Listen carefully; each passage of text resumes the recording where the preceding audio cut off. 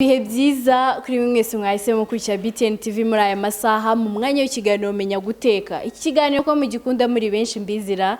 Uyu ni wa mwanya rero twigiramo gutegura amafunguro atandukanye, yaba ibyo kurya, yaba ibyo kunywa, aho wabifatira igihe icyo ari cyo cyose. Ibyo byose nibyo twiga mu kiganiro Menya guteka. Wakibaza ngo uyu munsi rero tukuzaniye iki? N'akanyamuneza kenshi mfite hano ifarini, ni ukuvuga ngo ibintu byose tugiye gukora turaza kwibanda ku bijyanye n'ifarini, aho uyu munsi tugiye gukora pancakes. Wakibaza ngo zikorwa gute, ese bifata iminota ingahe, ese wazifata sangahe, mu gitondo se nimugoroba se? Ibyo byose nibyo uza kumenya mu kiganiro Menya guteka, aho turi muri lycée de Ruhango Ikirezi. Turaza gukora ikiganiro, ntabwo ari bendi njyenyine, ndabandi kumwe n'abandi baratangira batwibwira, batubwire nibyo tugiye gukora igihe biri bufate. Ikiganiro ni Menya guteka, nitwe umufasha Fabiola, tubahaye ikaze. Nkuko nabibabwiye rero, ubu noneho turi mu gikoni nyirizina, tugiye gutangira batukibwira abo turi kumwe, batubwira icyo bakora hano muri lycée de Ruhango Ikirezi ndetse n'ibyo bagiye gukora. Hello Muharo. Muraho neza. Amakuru? Amakuru ni meza. Ni meza. Witwa nde? Your name? Okay, in Kingwali, Chatikuka. Your name? No, my name is, okay, kidding. Okay, my name is Beatrix, and I'm working here, or I have been working here for 3 weeks as an expert for the senior expert service, and as far as I know, this service is already established here at that school. Sure. And well, and today we are going to prepare my favorite dessert. Which is? I think Carino can tell it. Can say it in German. Okay, fine. Reka twakire n'uyu nguyu atwibwire, aranatubwira ibyo tugiye gutegura uyu munsi. Karibu. Okay, murakoze. Amazina yanjye nitwa Hirwa Ige Garnon, ndi umunyeshuri muri lycée de Ruhango Ikirezi. Uyu munsi nk'uko bivuze tugiye gutegura dessert. Wavuze dessert, ushobora kwibaza ngo dessert ni iki? Mu busanzwe mu bantu bazi imirire tugira kurya amafunguro atatu. Tugira iyo ugiye gufata ifunguro uhera ku yitwa starter, ukafata main course, then ukanafata dessert. Noneho ubwo we akunda dessert. Dessert ni ifunguro ni ifunguro rifatwa nyuma yo gufata main course, nyine rya funguro riremereye tuzi nk'imvangi wacu fan. So noneho uyu munsi we rero akaba agiye kudutegurira pancakes yitwa, remember me please? Okay, it's called Kaiserschmarrn. Okay. Kaiserschmarrn. Yeah, that it is. This pancake, okay, Kaiserschmarrn, was in former times served for the imperial, and therefore it's a very delicious food, and usually is served as a dessert. So for the ingredients, just like pancakes, you need eggs. You separate the eggs into egg yolk and egg white. You stiffen the egg white. Furthermore, you need, of course, white sugar. You see it here. And we are going to mix the egg. Right, okay. We are going to mix that one. When there's a lovely mixture around, we add a little bit of flour together with baking powder. We mix it once again or stir it very well, that the dough gets very, very smooth. And finally, we add the milk. After adding the milk, we have to add a little bit of sparkling water, that at the end is very, very fluffy, the pancake, not the ordinary pancake, because the imperial ate that one. And we add raisins, we can see it here. And then it's done, and then we go to the oven to fry it, and let's see what's going on the oven then. Thank you. Wabasobanura kuri babandi batumva ururimi rw'icyongereza. Okay, yari kutubwira ko tugiye gukora ya pancake nk'uko yavuze yuko mbere na mbere murabona ko hano uyu ni umuhondo w'igi, then iyo nguyu ni umweru w'igi. Ukora iki iyo ugiye kuyamena? Urayatandukanya, ugatandukanya umweru n'umuhondo. Noneho biriya yakuze, uyu ni umweru wabaye nk'igifuro. Iyi method nuko baba bafuminze, ufata umweru w'igi ukawukubita kugeza aho baye kuri. Nk'aya kutubwira ko turi bukenere ifarini nk'uko yabivuze, tugakenera white sugar, tugakenera amata n'ari amazi. Ibi byose rero bikaza kudufasha gukora iki ya pancake yavuze. Yego. Okay. Aha, no kuvuga ngo nyuma yo kumva bya birungo tuza kwifashisha mu gutegura pancakes zacu, ubu ndakeka nta kindi ahubwo twahita dutangira procedure yo kugira ngo za pancakes zacu zize kuboneka. Wakibaza ngo ese turabanza ponda ifarini, wakibaza ngo ese aya magi hari ahantu ari bwongere guhurira. Can we start? Yes, of course we can. So we already separated the eggs into egg white and egg yolk. And then we continue working with a lovely beater. And we add the sugar in it. No, it won't work in that way. Yes, of How course. many grams? Over, you know, grams, 125 grams. Okay. Okay. Okay, now.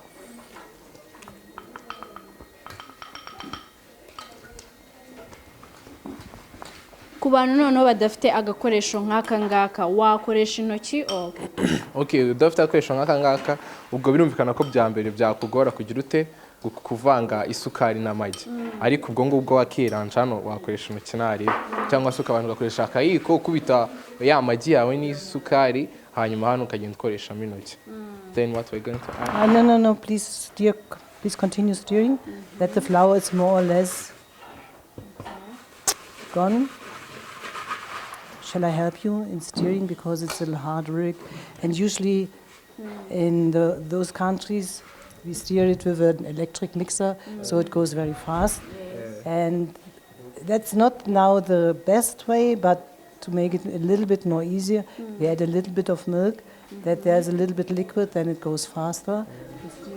Okay, mu gihugu cyo kutubwira yuko bakunda gukoresha hand mixer cyangwa se hand mixer ni ka machine dukoresha tugira gute to mixinga kumuriro ubu twe turi gukoresha ikizwe nk'umutozo.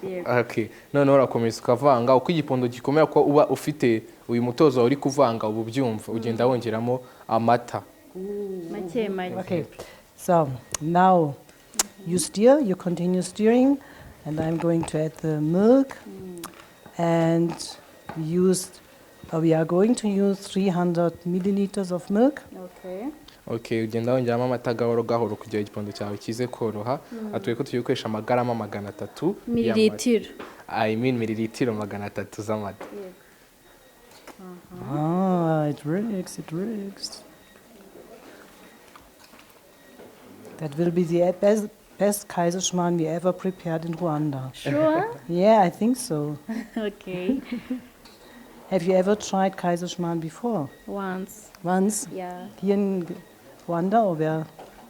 Yeah, here in Rwanda. Oh.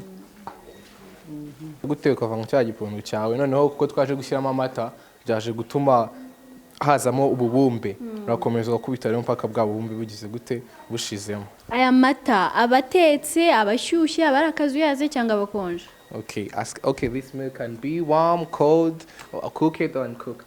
Well, usually we use cold milk, but you cannot. No, warm milk it won't work because if you add the flour with warm milk, then it gets more. What is that one called? Verbs. Yeah. Okay. Ushobora avuze ati biba byiza ukoresheje amata akonje ko amata ashyushye byatuma bifatana cyane. Okay. Urabona ko bisaba imbaraga. Uvuga ati bitewe nuko uvanga ushobora gukoresha hand mixer byakotwara iminota 2 ariko ku giti cyanjye nkoresha hand mixer byantwara amasaha 2 rwose. Yego ariko ni blague ntago ari ibintu bikomeye ku buryo wabivange. Yego. Then we already make the egg white stiff. Okay, and now we add that one. Yeah.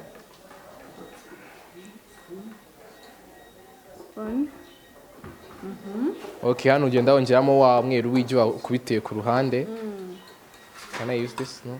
Yeah, just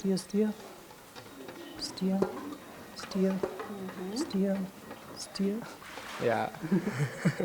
ukavanga ugakomeza ukavanga. Kavanga.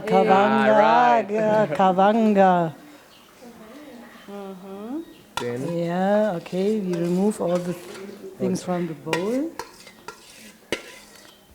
Okay. Kavanga. yeah, okay, ukavanga. All right, that part is done. Kaiserschmarrn is very fluffy. We add sparkling water. And many milliliters? Okay, 75 milliliters. Warangiza ugashyiramo aya mazi ya sparkling water. Maybe also a little bit more, doesn't really matter. Are they warm or? No, it has to be cold as well. The main important thing is it's mineral water, so or sparkling water it's called by the way. So we are going to add a little bit slower the stirring. Ushyiramo gake gake. Repeat again, gake gake. Gache. Urango, no. Gake Gache, gache. Okay. What is gache? Slow. Slow, okay. Gache, gache, gache. Oh, okay. Gache, finished. Yeah. Okay, okay. Just stop it, please. All right, actually now there would be the time for about 15 minutes to keep that dough in the fridge because it needs a little bit of settlement. But because of today, we are going to have a different situation today. Therefore, we don't keep it in the fridge. We just continue working with it. Okay. Hopefully it works also as well in this way. Okay, the last step before we are going to work on the stove is we add the raisins. And to make it even more aromatic, okay, I put it into, what was the juice? Passion fruit juice. So you can use any kind of juice. Usually I add orange juice, but okay. Ngo ushyiramo n'imizabibu. Wamara kwishyiramo kuko tubwiye ko turi gukora pancake iri traditional nyine y'abantu ba kera. Bivuze yuko impamvu yashyizemo gushyiramo imizabibu izi ni imbuto za twamye dukoresha kera hashize. Pancake ari ya kera twari dukoresha ingredient z'igihe cyashize. Then? All right, now the dough is finished. We have to move to the stove for frying that one. And therefore we need a pan and butter and of course our forks. Noneho tugiye kuva hano tujya ku mashyiga yacu kugira dukore pancake. Turakenera ipanu na butter cyangwa se utayifite wakoresha amavuta asanzwe kugira ngo mbashe gukora pancake yacu. We go. Every time if you fry something, you need butter. You leave it like that it's melt by the end. Okay, nk'ubusanzwe ibintu byose ugiye guteka se cyangwa ugiye gutunganya ukenera butter we cyangwa se amavuta kuko ugiye kujya ku ipanu ugakoresha quantity cyangwa se ingano ushaka. Okay, you take a ladle, add the dough, make sure that there are raisins in it, and pour the dough into the hot pan.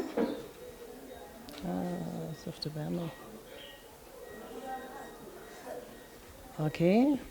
Okay, ushobora gufata igikoresho ufite uri gukoresha uko udaha igipondo cyawe hanyuma ukajya ukidaha ukigira gute ugishyira ku muriro. Ngo byonyine guhumura urahita wumva ko bihumura iyo bikubitanye na bleba cyangwa se butter yamaze gufata ubushyuhe urabona ko bigenda neza.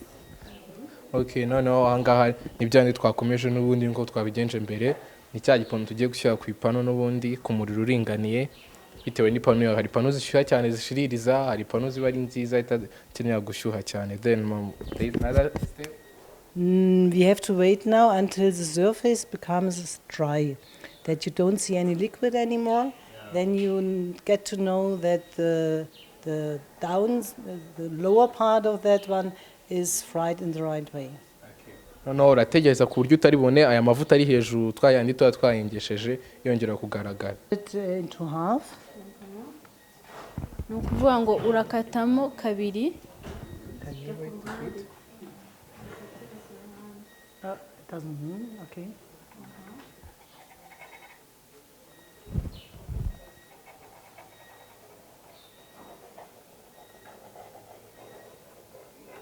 Okay, and now I go around.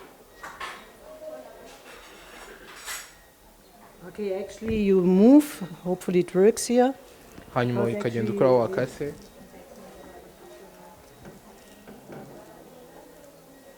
Okay, we flip it over in that way. Hold the pan.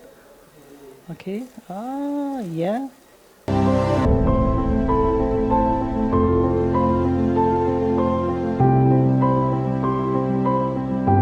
Hiye cyangwa se ubikuye ku ipanu yawe ufata icing sugar iyi ni isukari gusa yo mu ruganda iseye.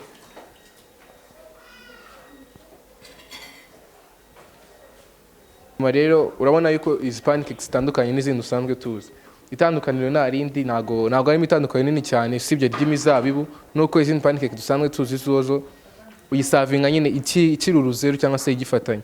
Ariko iyi ngiyi yo iyo imaze gukomera munsi wabonye yuko tuyicamo ibice niwo mwihariko wayo kugira ngo ibe itegurwe yagize gute yaciwemo ibice niho itandukanira n'izindi rero isukari ho hari isukari twabanjemo akenshi mwana we twagakoresheje isukari y'umweru izwi nka white sugar uramutse ufite n'iri isanzwe twese tuzi iri brown nayo urayikoresha nta ribi noneho niyi turi gushyiraho hejuru cyangwa se turi guspreadingaho nayo ni isukari gusa wakibaza ngo bitandukanira he byose uburyohe ni bumwe zose ziraryohera ariko iyi sukari yo ni ifu ni isukari y'ifu iri kugira ngo dutume isahane yacu isa neza ujya kubirya aryoherwa kurushaho bivuze ngo niyo mpamvu iri dessert kuko ifunguro cyangwa se ifunguro dufata riri dessert riba riri sweet cyane. Then what can you say? Actually, in some regions they serve the Kaiserschmarrn together with mashed apples or any kind of jam or marmalade, depending on. So you can serve together with cranberry marmalade. Maybe you have heard about that one. What about the cranberry marmalade? It's a sweet part and it's red, and so it looks also in a different way. But for me, I don't like to serve it with marmalade because already the pancake is somehow sweet, and if you top that one with icing sugar, then it's and adding marmalade, that's for me too sweet, and therefore I didn't prepare it in that way. Because, well, actually there are a lot of people around who are adipositas, and therefore it's enough. Okay. Ibyo avugaga ni ko akunda gusa ko ijyana iyi pancake we ijyana na dish wa bitamo meringue gusa yo ngo impamvu yo atayiteguye zose ziraryohera ariyo mama ring ni pancake zose ziri sweet noneho wiwe nk'umuntu udakunda ibintu bitu sweet yahisemo kudukorera yonyine nayo ubwayo iraryohereye. Then what can you tell the people, what is the nutrition value of this dish? Well, actually, as I already said, it's dessert, and usually the desserts are very sweet, and so well, that's it. Kigaragara cyo rifite intungamubiri itandukanye kuko twabonyemo amata kandi amata tuzi yuko yifitemo proteine twese tuzi yifitemo fats tubonamo n'amagi twakoresheje y'ubwayo nayo ba containinze fats en plus zo ziri naturelle nyine ziri natural z'umwimerere bivuze ngo rero iri funguro ni ryiza rifite intungamubiri ndetse n'uburyohe busanzwe. Then but I think first because you have never why me because you were invited to here or to the session here and you ask a lot of questions. I think you will be a little bit hungry now. I'm so hungry. Therefore, please go ahead.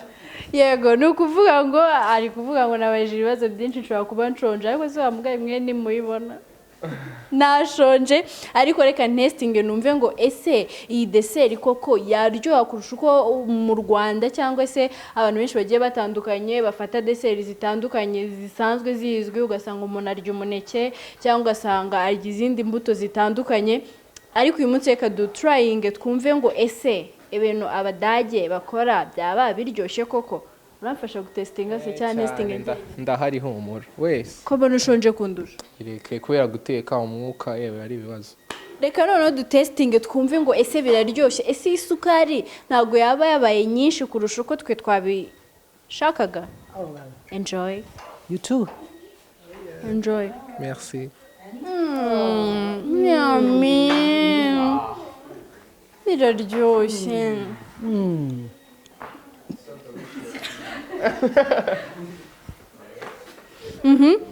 Tell me, how is it? Well, since this is the first time doing a Kaiserschmarrn in Rwanda, I do have to say the perfect dessert for today. And here it is. Yes, it is. Nukuri biraryoshye mana we. Ndavuga nabi. Tuvugishije ukuri. Ukurikije ukuntu wabirebaga hano wabonaga biteye apeti nk'ukuntu bimeze mu kanwa cyangwa ukunguku bigaragara nibyo biryoshye kubirebesha amaso kurusha kubirya. Byose biraryoshye ko by'umwihariko kubirya byo wenda umuntu ashobora kubibona akabona biri bizarre bibisukuna ariko mu by'ukuri ahubwo ndeka nirire. Okay, can you see now there are vitamins? Okay, what is this? Apple, yeah, because we are missing with the Kaiserschmarrn usually the vitamins, and now we've got some apples, and then we can eat it as long as we like. So here it's 100%. Yes, 100% healthy. Ni ukuvuga ngo yongeyeho na pome kugira ngo intungamubiri zose dukeneye muri iri funguro cyangwa se muri iyi dessert zize kuba zuzuye. And now you feel more healthier than before. Yeah. More. More? Okay. Thank you so much. You're welcome. I really enjoyed doing the cooking show with you, and thank you very much for your assistance. And by all means, you will be a good chef one day, the chef of the highest position. Okay. Okay. Sorry. And don't forget to prepare Kaiserschmarrn. Okay. Okay, murakoze kubwira ifunguro ryo riraryoshye birenze ibikenewe noneho Fabiola ashatse abagize pe. Ngende. Murakoze. Yego reka dusorize ikiganiro ahangaha ni ukuri iki kiganiro nakishimiye nagikoze nishimye urabona yuko yari afite morale nyinshi. Can we go together Into a pub? in German? Well, if you like, we can go. Really? Yes, we can go. When are we you going to stay go? here in Rwanda? No.